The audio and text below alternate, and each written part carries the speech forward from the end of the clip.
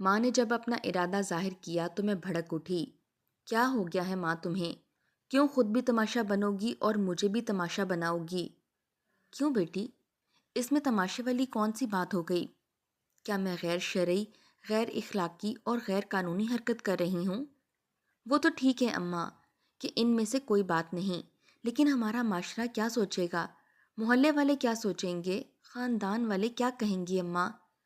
کسی کو بھی کچھ کہنے کا حق نہیں ہے، کیونکہ ہم کسی کے محتاج نہیں ہیں۔ تمہارے باپ کے مرنے کے بعد یہ لوگ ہمارا خیال نہیں رکھتے، اور نہ ہی انہوں نے میری اور تمہاری پرورش کی ہے، اسی لیے یہ کچھ نہیں بول سکتے۔ ان کو بولنا بھی نہیں چاہیے بیٹی۔ بات یہ تھی کہ ماں نے اپنی شادی کا ارادہ ظاہر کیا تھا۔ میرے ابو کی موت کو 3 سال ہو چکے تھے۔ یہ شب و روز ہم نے کس طرح گزارے تھے یہ ہم ہی جانتے ہیں۔ شکر ہے کہ چھوٹا ہی سہی لیکن مکان اپنا تھا، ورنہ ہم در در کی ٹھوکریں کھاتے رہتے اور کوئی پوچھنے والا نہیں ہوتا۔ میری عمر اس وقت 17 برس کی تھی، جبکہ اماں زیادہ سے زیادہ 35 یا 36 کی ہوں گی۔ ان کی شادی کم عمر میں ہو گئی تھی، اور سب سے بڑی بات یہ تھی کہ ماں بہت خوبصورت اور شاداب قسم کی عورت تھی۔ ہم دونوں جب ساتھ نکلتے تو دیکھنے والے ہمیں بہنیں سمجھا کرتے۔ اللہ نے میری ماں کو بے حد حسین بنایا تھا۔ میں نے ایسی سدا بہار قسم کی عورتیں کم ہی دیکھی ہوں گی۔ وہ پڑھی لکھی بھی تھیں، اس لیے انہیں ایک فرم میں جاب مل گئی تھی، جبکہ میں نے اپنی تعلیم کا سلسلہ شروع کر دیا تھا۔ انہی کے فرم میں کوئی شخص تھا اسد، اس نے ماں کو شادی کی آفر کر دی تھی، اور ماں بھی اس شادی کے لیے سیریس ہو گئی تھی۔ ویسے تو یہ کوئی غلط بات نہیں تھی، لیکن پھر بھی وہی معاشرہ۔ میں نے ایک بار پھر ماں کو سمجھایا، دیکھو اماں، بات یہ ہے کہ جب تم شادی کرو گی تو سب یہی کہیں گے کہ جوان لڑکی گھر میں بیٹھی ہوئی ہے اور ماں کو شادی کی سوچ گئی ہے۔ بیٹا بیٹا میں یہ شادی اپنے شوق کے لیے نہیں بلکہ تمہاری بہتری کے لیے کر رہی ہوں۔ پہلی بات تو یہ ہے کہ گھر میں مرد کا ہونا بہت ضروری ہوتا ہے۔ 1000 طرح کی بلائیں کٹ جاتی ہیں، لوگ اس گھر کی طرف میلی نگاہ سے نہیں دیکھتے۔ میرا مطلب ہے کہ مرد گھر کا محافظ ہوتا ہے، اور دوسری بات یہ کہ تمہاری شادی کے اخراجات کہاں سے پورے ہوں گے؟ اس کے لیے اسد نے کہا ہے کہ یہ ذمہ داری خود اس کی ہوگی۔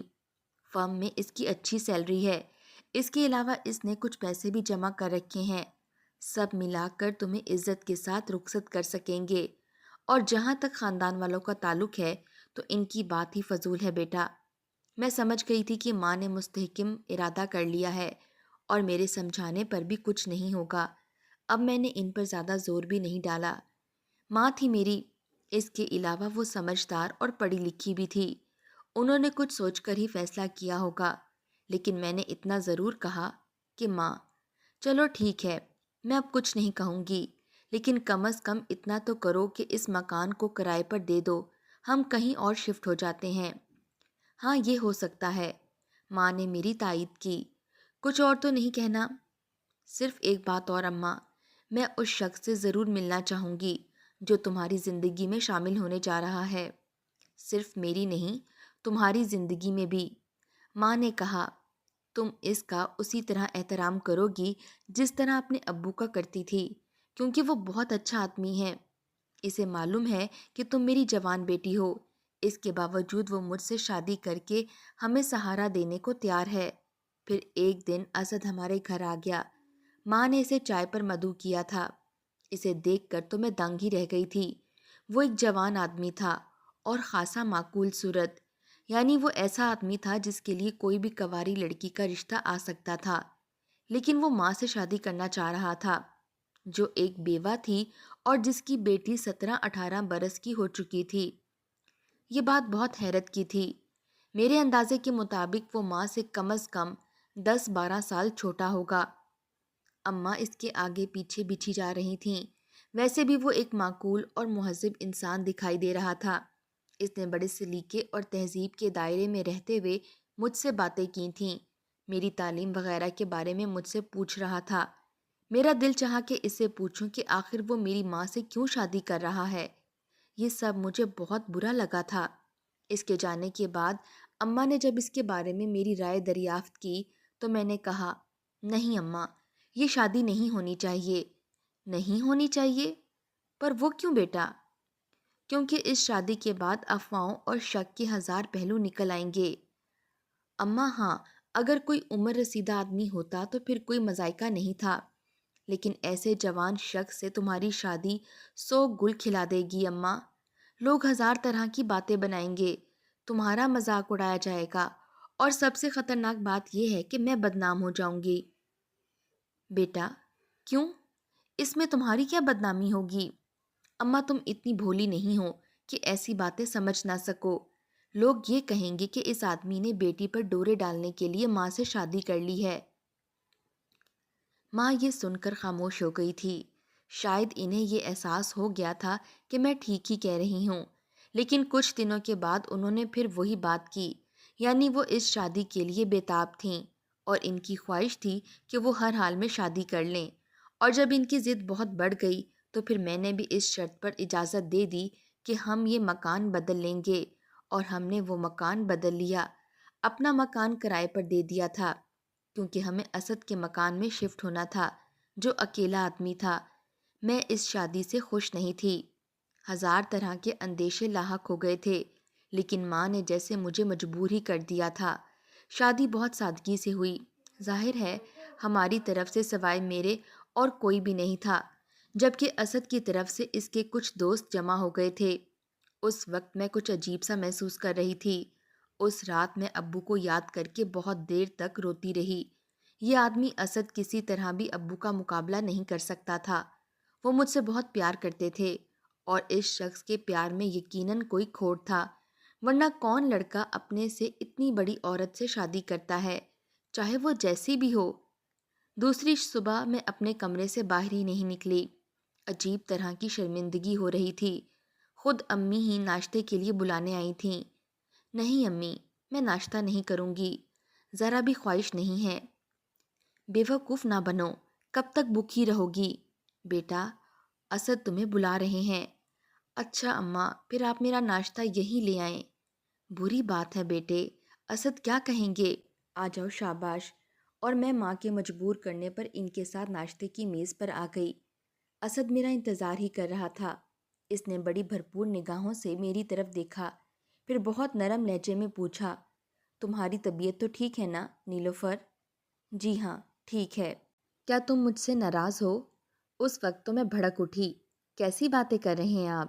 ناراض ہونے یا نہ ہونے کا دار و مدار تو تعلق پر ہوتا ہے۔ جب میرا آپ سے کوئی تعلق ہی نہیں ہے تو پھر میں آپ سے کیوں ناراض ہونے لگی؟ اس کے چہرے کا رنگ بدل گیا تھا۔ ماں نے مجھے ٹوک دیا، یہ تم کیا کہہ رہی ہو؟ تمہیں ایسا نہیں کہنا چاہیے۔ نہیں، آپ کچھ نہ کہیں، اسد نے ماں سے کہا۔ نیلوفر کی کشمکش کو میں سمجھ رہا ہوں۔ اس نے جو کچھ بھی کہا ہے یہ ایک فطری رد عمل ہے، اس لیے اسے منع نہ کریں۔ لیکن نیلوفر کو کچھ دنوں کے بعد احساس ہو جائے گا کہ میں کس نیچر کا انسان ہوں۔ میں اب وہاں نہیں بیٹھ سکتی تھی، اس لیے اٹھ کر اپنے کمرے میں آ گئی۔ میری آنکھیں پھر بھر آئی تھیں۔ میں نے کبھی سوچا بھی نہیں تھا کہ ہماری زندگی میں ایسے لمحے بھی آئیں گے۔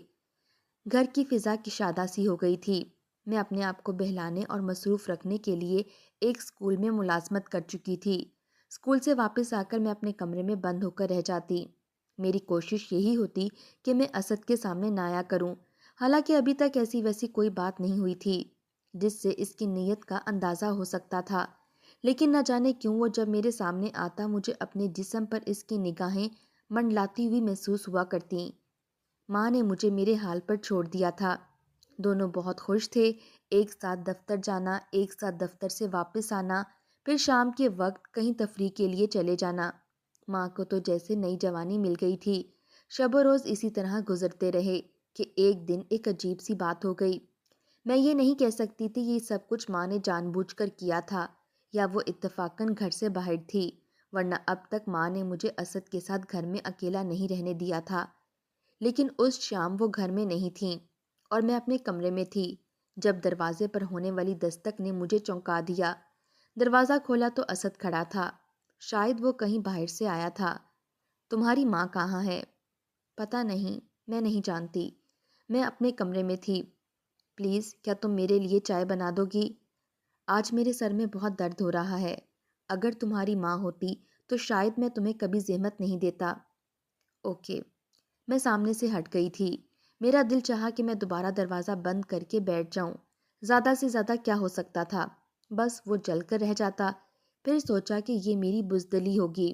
آخر ایک گھر میں رہنا ہے تو اس طرح کب تک خود کو لیے دیے رکھوں گی؟ اس لیے میں نے اس کے لیے چائے بنائی اور لاؤنج میں آ کر پہنچ گئی۔ مسکرا کر میرا شکریہ ادا کیا۔ میں چائے رکھ کر جانے لگی تو اس نے آواز دے کر مجھے روک لیا۔ نیلوفر، ذرا میری بات تو سنو۔ جی فرمائیے۔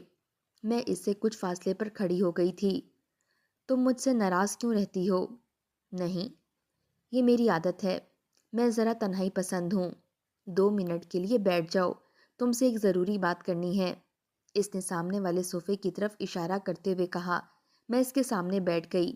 وہ کچھ دیر تک تو میری طرف دیکھتا رہا، پھر دھیرے سے بولا، دیکھو نیلوفر، یہ درست ہے کہ جو کچھ ہوا ہے وہ ذرا ہٹ کر ہے، لیکن اس کا یہ مطلب نہیں ہے کہ مجھے شک کی نگاہوں سے دیکھا کرو۔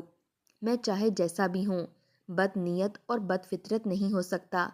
میرے اور تمہارے درمیان نام کا صحیح ایک رشتہ تو ہے۔ یہ رشتہ ایک دوسرے پر اعتماد کا ہوتا ہے۔ ایک گھر میں ایک ساتھ رہنا ہے تو پھر ایسی ناراضگی کس لیے؟ دیکھیں اسد صاحب، میں یہ 10 دفعہ کہہ چکی ہوں کہ ناراضگی وہاں ہوتی ہے جہاں کسی سے کوئی تعلق، کوئی رشتہ ہو، اور جب میرا آپ سے کوئی تعلق ہی نہیں تو پھر کیسی ناراضگی؟ آپ کا رشتہ میری ماں سے ہے، مجھ سے تو نہیں ہے، لیکن ماں کے حوالے سے تو کوئی رشتہ ہو سکتا ہے نا؟ نہیں، میں نے سختی کے ساتھ انکار میں اپنی گردن ہلا دی۔ چلو پھر تمہاری مرضی، تمہیں دوستی نہیں کرنی ہے تو نہ کرو، لیکن کم از کم گھر کے معاملات میں تو دلچسپی لو، کیونکہ یہ گھر تو ہم سب کا ہے نا۔ اس دن کے بعد میں نے اپنے رویے میں تھوڑی سی نرمی کر لی۔ میں کبھی کبھی اس کے سامنے بھی آ جایا کرتی، لیکن اس سے بات کرنے کے سلسلے میں بہت محتاط رہتی۔ پھر ایک دن ماں نے مجھ سے کہا کہ نیلوفر، اسد نے تمہارے لیے ایک رشتہ تلاش کیا ہے، تو وہ اب اس انداز سے اٹیک کرنا چاہتا ہے۔ کیا ہوا تم کو؟ اس کے بارے میں کیوں اتنی بدگمان ہو؟ وہ بہت بھلے آدمی ہیں۔ کوئی اور بات کرے ماں، چھوڑیں یہ سب۔ اگر مجھے رشتہ تلاش کرنا ہوا تو میں خود کر لوں گی۔ آپ کے اسد صاحب کو ایسی زحمت کرنے کی ضرورت نہیں ہے۔ ماں نے پھر اس موضوع پر کوئی بات نہیں کی۔ میں اسد جیسے لوگوں کی نیت سے واقف تھی، اس لیے مجھے ہر قدم بہت پھونک پھونک کر رکھنا تھا۔ اسد نے یقیناً اپنے کسی دوست سے میرے بارے میں بات کی ہوگی۔ شادی نہ ہوتی تو میں اس کے چنگل میں پھنس جاتی۔ یہ لازمی طور پر کوئی پلاننگ ہوگی کہ شادی کے بعد مجھے مجبور کر دیا جائے۔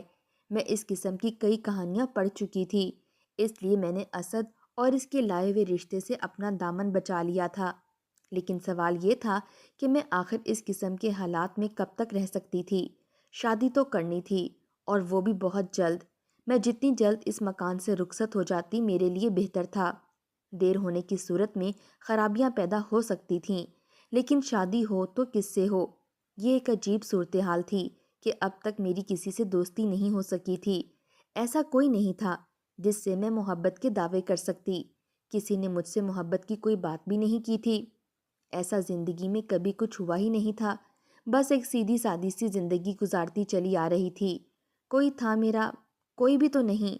لیکن پھر ایک دن کوئی مجھے مل ہی گیا۔ وہ اسکول میں اپنے چھوٹے بھائی کے داخلے کے لیے آیا تھا۔ دونوں بھائی بہت خوبصورت تھے۔ چھوٹے بھائی کا نام نوید تھا، جبکہ اس کو لانے والا بڑا بھائی عبید، ایک خوبصورت، مہذب اور پڑھا لکھا نوجوان، جس کا لہجہ اور جس کا انداز یہ بتا رہا تھا کہ وہ ایک کلچرڈ انسان ہے۔ اس نے مجھے دیکھا تو صحیح، لیکن ان نگاہوں کی کیفیت ستائشی تھی۔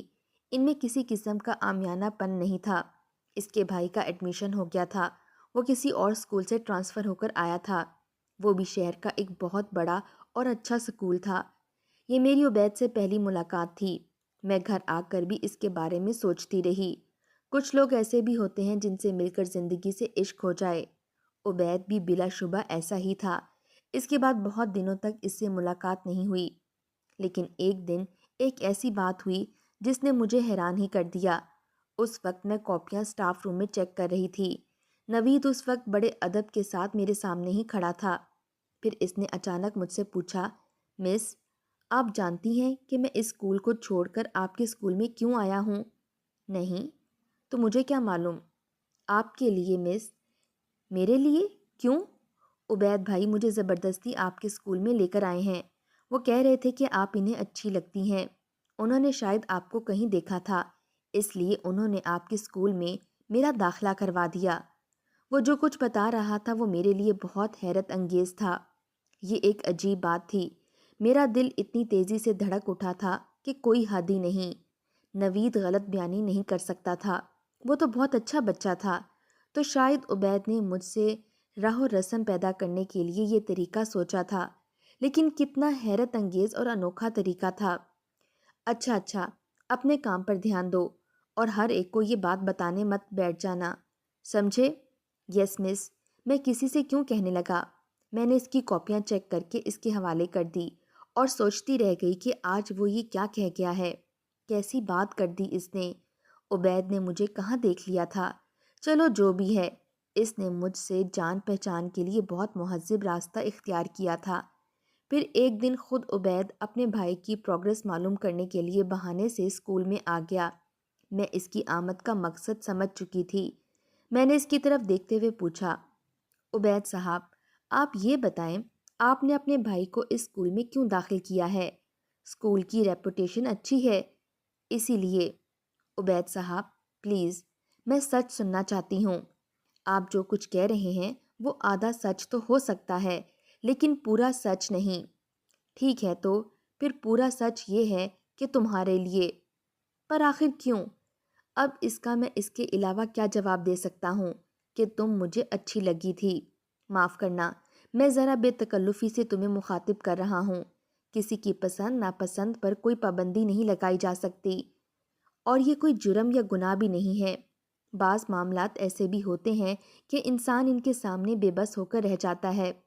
یہ پسند کا معاملہ بھی ایسا ہی ہوتا ہے۔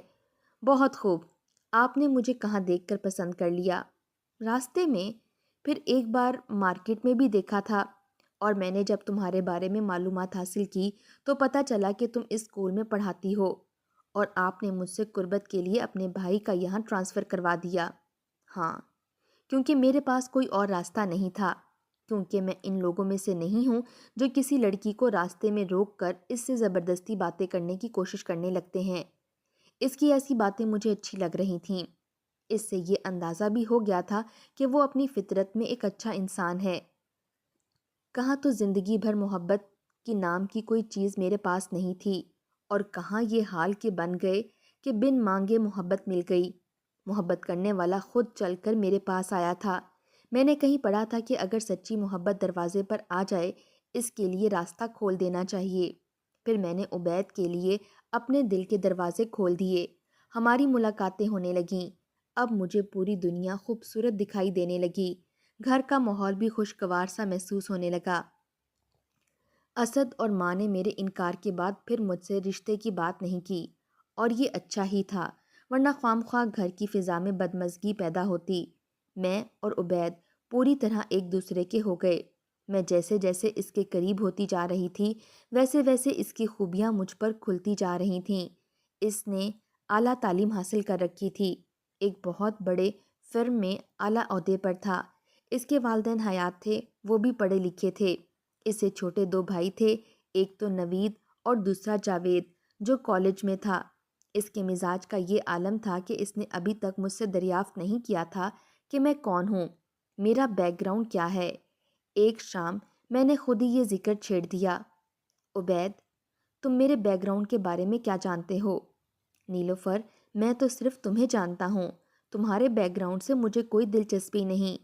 پھر بھی جاننا تو چاہیے کہ میں کون ہوں، کن حالات میں زندگی گزار رہی ہوں۔ تو چلو تم ہی بتا دو۔ میں نے اسے پوری تفصیل بتا دی۔ سب کچھ سن لینے کے بعد اس کے رویے میں کوئی فرق نہیں آیا۔ چلو مان لیا کہ یہ سب کچھ ہے، تو اس سے کیا فرق پڑتا ہے؟ تمہیں کچھ محسوس نہیں ہوا کہ میری ماں نے دوسری شادی کر لی ہے اور میرا باپ ایک جوان آدمی ہے، میری ماں سے بہت کم عمر کا ہے؟ تو اس میں کون سی برائی ہو گئی؟ اس قسم کے لاکھوں واقعات ہیں۔ برائی یہ ہوتی کہ اللہ نہ کرے تمہاری ماں کسی غلط راستے پر چلنے لگتی۔ عبید یہ تو سوچو کہ اس آدمی نے میری ماں سے شادی کیوں کر لی؟ تم بھی عجیب ہو، تم یہ بتاؤ، کیا اس شخص نے تمہارے ساتھ کبھی کوئی غلط حرکت کی ہے؟ اب تک تو ایسی ویسی کوئی بات نہیں ہوئی، تو پھر بھول جاؤ، اپنی فکر کرو۔ لیکن اس کہانی میں ایک بات ذرا خطرے والی ہے۔ اسد کسی شخص سے میری شادی کروانا چاہتا ہے، اور ظاہر ہے کہ اس نے یہ رشتہ کسی پلاننگ کے تحت ہی سوچا ہوگا۔ ہاں ہاں، یہ بات خطرناک ہو سکتی ہے، اور اگر اس شخص نے زیادہ دباؤ ڈالا تو ممکن ہے کہ تمہاری ماں مجبور ہو جائے۔ اسی بات کا تو ڈر ہے، تو پھر اس کا صرف ایک ہی طریقہ ہے کہ میں تمہیں حاصل کرنے میں جلدی کروں۔ میں اپنے گھر والوں کو تمہارے گھر بھیج دوں گا۔ تمہارا کیا خیال ہے کہ میرے بیک گراؤنڈ کو جاننے کے بعد تمہارے گھر والے اس رشتے کے لیے راضی ہو جائیں گے؟ عبید نے جو کہا تھا وہ کر کے دکھایا۔ اس نے اپنے گھر والوں کو نہ صرف راضی کر لیا تھا، بلکہ وہ پیغام لے کر بھی میرے گھر آ گئے۔ اس وقت خدا جانتا ہے کہ اسد نے کس دل کے ساتھ ان کا استقبال کیا ہوگا۔ بہرحال ماں بہت خوش تھی، اور انہیں خوش بھی ہونا چاہیے تھا۔ عبید کے گھر والے بھی مہذب تھے، ایسے لوگ جنہیں کسی قسم کا لالچ نہیں تھا۔ انہوں نے صاف صاف کہہ دیا تھا کہ انہیں صرف لڑکی چاہیے۔ اس رشتے کے لیے میرا شاگرد نوید بھی آیا تھا۔ دراصل وہی بچہ میرے اور عبید کے درمیان پل بنا تھا۔ وہ شاید سب سے زیادہ خوش تھا۔ بہرحال یہ رشتہ طے پا گیا، تاریخ بھی مقرر ہو گئی، اور ہم دونوں ایک ہو گئے۔ اسد کے منصوبے دھرے کے دھرے رہ گئے۔ میرے سسرال والے بہت اچھے تھے، عبید سب سے زیادہ اچھے تھے۔ میں نے سوچا بھی نہیں تھا کہ زندگی میں کسی کو اتنی خوشیاں بھی مل سکتی ہیں۔ ایک پیار کرتی ہوئی زندگی میرے ساتھ ساتھ چلنے لگی تھی۔ ہر چیز بہت خوبصورت تھی۔ ولیمے کے بعد دستور کے مطابق مجھے اپنے گھر جانا تھا، لیکن میرا دل نہیں چاہ رہا تھا۔ اسی لیے میں نے عبید سے کہا، نہیں عبید، وہاں جانے کو دل نہیں چاہتا۔ پر وہ کیوں؟ اس لیے کہ وہاں میرا کون ہے؟ ماں ہے تو وہ خود آ جاتی ہے، اسد ہے تو اس سے میرا کوئی تعلق نہیں۔ وہ تو ٹھیک ہے، لیکن دستور کے مطابق تمہیں جانا چاہیے۔ بلکہ ایسا کرو، ہم چلتے ہیں اور کچھ دیر بیٹھ کر واپس آ جائیں گے۔ ہاں یہ ہو سکتا ہے۔ ہم دستور کے مطابق مٹھائی وغیرہ لے کر پہنچ گئے۔ میری ماں اور اسد نے کھانے پینے کا بہت زبردست اہتمام کر رکھا تھا، لیکن میں تھوڑی دیر بیٹھ کر واپس آ جانا چاہتی تھی۔ اور جب میں ان لوگوں سے اجازت لے کر اٹھنے لگی تو اسد نے مجھ سے کہا، نیلوفر، تم سے ایک بات پوچھنی ہے۔ جی فرمائیے۔ تم یہ بتاؤ، تم نے عبید کو کیسا پایا؟ یہ کوئی پوچھنے کی بات ہے؟ میں بہت خوش ہوں۔ کیا واقعی؟ جی ہاں، میں اتنی خوش ہوں کہ آپ اس کا تصور بھی نہیں کر سکتے۔ میں تمہیں یہ بتاؤں کہ میں تمہیں یہی خوشی تو دینے جا رہا تھا۔ اسد نے مسکراتے ہوئے کہا۔ کیا؟ میں نے چونک کر اس کی طرف دیکھا۔ ہاں، یہ میرا وہی دوست ہے جس کا رشتہ میں نے تم سے لگایا تھا۔ یہ کیسے ہو سکتا ہے؟ بیٹا، یہی بات ہوئی ہے۔ میری ماں نے کہا، جب تم نے اسد کے رشتے سے انکار کیا تو ہم سب نے ایک پلاننگ کے ذریعے نوید کو تمہارے اسکول میں داخل کرایا۔ پھر عبید آہستہ آہستہ تم سے قریب ہو گئے، اور اب اللہ کے فضل سے تم دونوں ایک دوسرے کے ہو گئے ہو۔ میں ہونک بن کر ان لوگوں کی طرف دیکھتی رہ گئی۔ پھر اسد نے مجھ سے کہا، نیلوفر، تم نے یہ کیسے سمجھ لیا تھا کہ میں نے کسی سازش کے تحت تمہاری ماں سے شادی کی ہے؟ میرا تم سے بظاہر کوئی رشتہ نہ سہی، لیکن تمہاری ماں کے حوالے سے ایک مضبوط رشتہ تو ہے، اور وہ رشتہ ہے باپ کا، چاہے تم میرے خلوص پر یقین کرو یا نہ کرو۔ ہاں بیٹی، اب کیا کہتی ہو تم؟ میری ماں نے مجھ سے پوچھا۔ اب میں اس کے علاوہ اور کیا کہہ سکتی ہوں کہ باپ سے میرا رشتہ گہرا، بہت گہرا ہو گیا ہے۔ میری آنکھوں میں آنسو آ گئے تھے۔ اسد نے پیار سے میرے سر پر ہاتھ رکھ دیا تھا۔ اب ہم سب بہت خوش ہیں۔ میں ایک بیٹے کی ماں بھی بن چکی ہوں، اور اسد میرے لیے ایک باپ کی طرح ہے۔ اور میں سوچتی ہوں کہ میرے اللہ، کیا اس دور میں بھی ایسے لوگ ہوا کرتے ہیں؟